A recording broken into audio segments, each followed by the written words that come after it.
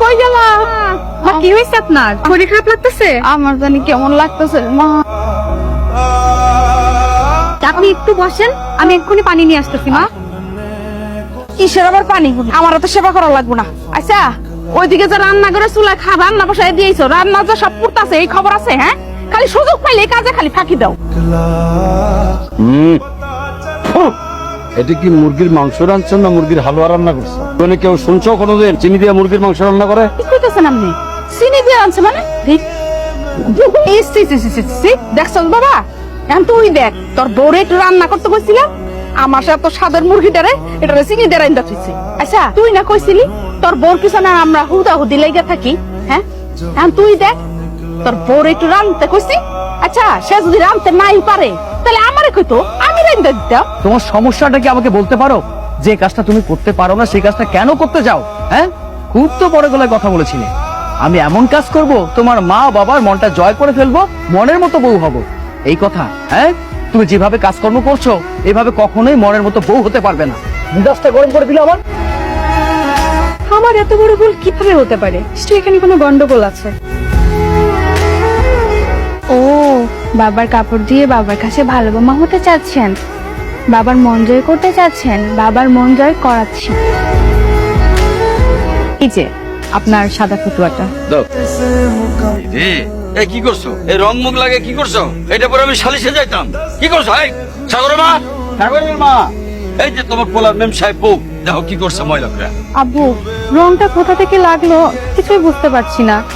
আমি কিন্তু খুব সাবধানে জামা কাপড়গুলো ধুয়েছিলাম। সাবধানে যদি কাপড় দিতা তাহলে রংটা লাগলো কেমনে? হ্যাঁ, তোমার এই লাট সাহেব বউরিতে মেম সাহেব বউরিতে কিচ্ছু হবে না। তোমার পোলা এলে সাফ সাফ করে দিবা, তার বিদেশি বউজন বিদেশে দিয়ে আসে। তুই আমার একটা সত্যি করে কথা কত, এই কাপড়ের মধ্যে রং ডাইলো কোথেকে? আমি যতটুকু দেখছি ওই মেম্বার কাপড় ঠিক মতোই ধুইছে, রং লাগানোর তো কোনো প্রশ্নই আসে না। ও, তার মানে তুই? হ মা, তুমি আমাকে যে দায়িত্ব দিছো সে দায়িত্ব আমি পালন করব না তা কি করে হয়? মা তুমি কোনো চিন্তা করো না, এই বিদেশি মেয়ে বেশি দিন এই বাড়িতে থাকতে পারবে না। ঠিক আছে জেরিন, তুমি কান্না করছো কেন? জানো আমার মনে হচ্ছে কি আমি বাবা মাকে দিয়ে কতটা রাখতে পারবো না, তুমি আমাকে আমার দেশে দিয়ে আসো। আমাকে বলো তো, তুমি পারবে না? মানে অবশ্যই পারবে, আমি বিশ্বাস করি। আমার মা বাবা বোন সবার মন তুমি জয় করবে, সেই সময়টা আর বেশি দিন নেই। তবে এই নাও, কি এটা? এটা স্পেশাল খাবার তোমার জন্য, খেয়ে বলো। এটা দেখে তো খুব ঝাল মনে হচ্ছে বেলি। আমি কিন্তু আবার বেশি ঝাল খেতে পারি না, ঝাল খেলে আমার অবস্থা খুব খারাপ হয়ে যায়। তোমার বিশ্বাস হয় না? আমি খেয়ে দেখাচ্ছি।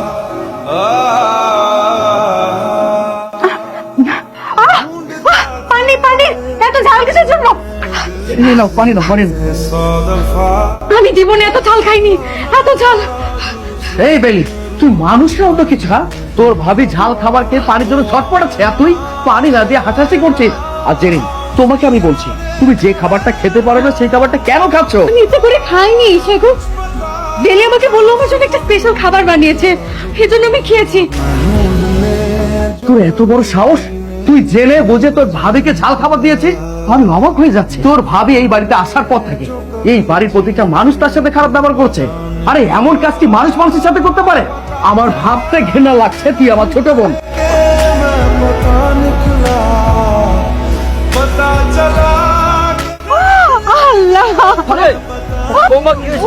জেরিন কি হয়েছে? তুমি পড়লে কি করে? চোখ না থাকলে মানুষে যেমনে পরে তোর বউ হেমনি। মা, তুমি এখন এসব কথা বলছো? এখন কি এসব কথা বলার সময়? এই দেখো, দেখেছো এখানে সাবানের পানি রাখা আছে। জেরিন এই রাস্তা দিয়ে যাবে বলে সাবানের পানি করে এখানে রেখেছে যেন পড়ে যায়। আমি বুঝতে পেরেছি এই কাজটা কে করেছে। যে এই কাজটা করেছে আশেপাশে নেই। আমার মনে হয় তোমরা নিজেরাও বুঝতে পেরেছো কে এই কাজটা করেছে।